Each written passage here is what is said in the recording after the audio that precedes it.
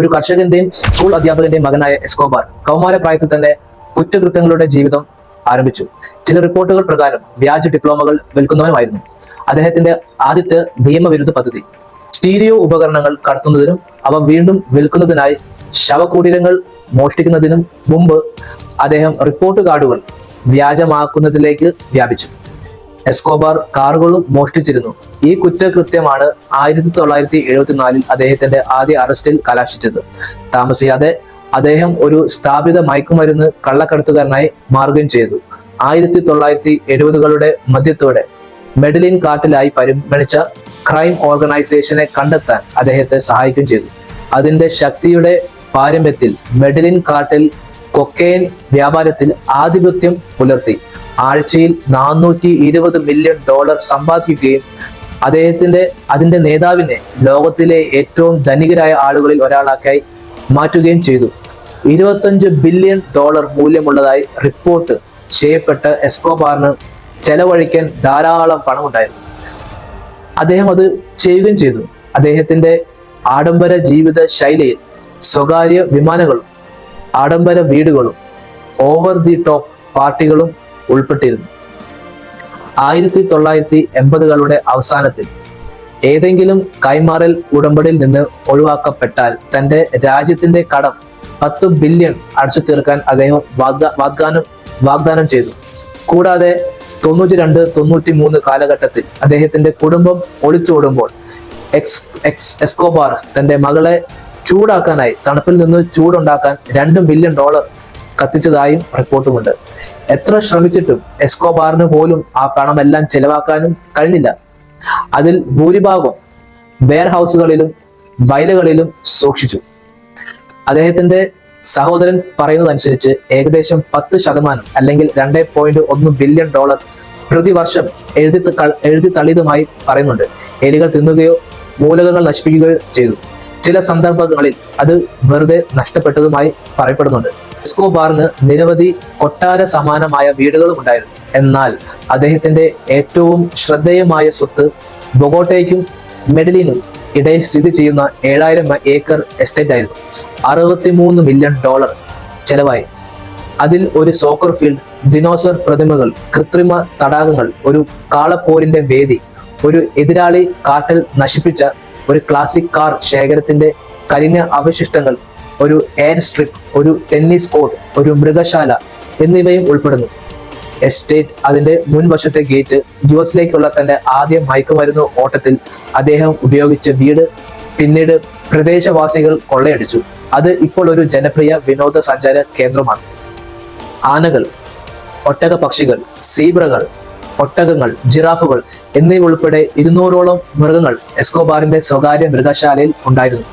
എസ്കോബാറിന്റെ മയക്കുമരുന്ന് വിമാനങ്ങളിൽ പല ജീവികളും രാജ്യത്തേക്ക് കടത്തപ്പെട്ടു. 93-ൽ അദ്ദേഹത്തിന്റെ മരണശേഷം മിക്ക മൃഗങ്ങളെയും മൃഗശാലകളിലേക്ക് മാറ്റി.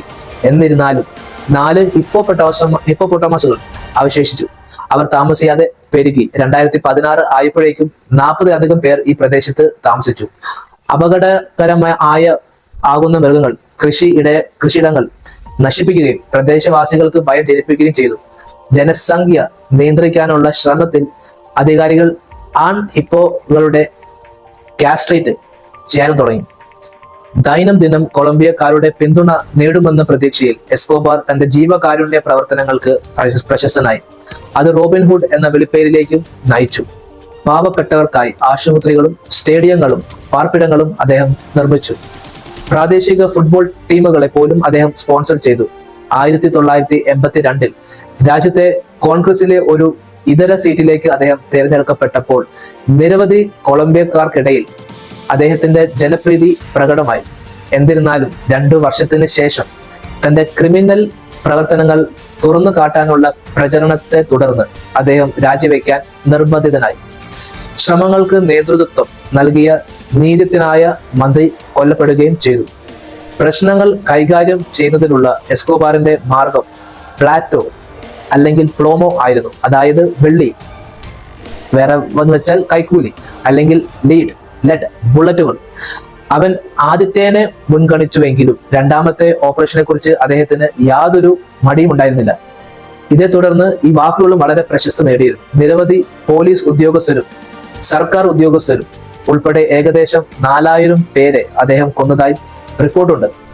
1989 ഒരു വിമത ദാതാവ് സഞ്ചരിച്ച വിമാനത്തിൽ ബോംബ് പൊട്ടിച്ചതിനെ കാർട്ടലിനെ കുറ്റപ്പെടുത്തി 100ഓളം പേർ മരിച്ചു. ആ ഒരാളെ പിടിക്കാനായി ആ പ്ലെയിൻ മൊത്തം എസ്കോബാർ പൊട്ടിച്ചു.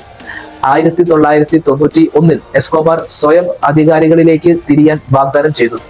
സ്വന്തമായി ജയിൽ നിർമ്മിക്കാൻ അനുവദിച്ചാൽ, അതിശയകരമെന്ന് പറയട്ടെ, അല്ലെങ്കിൽ അല്ലായിരിക്കാം, കൊളംബിയൻ ഉദ്യോഗസ്ഥർ സമ്മതിച്ചു. അതിന്റെ ഫലമായിരുന്നു ആഡംബര ലാ കത്തീഡ്രൽ.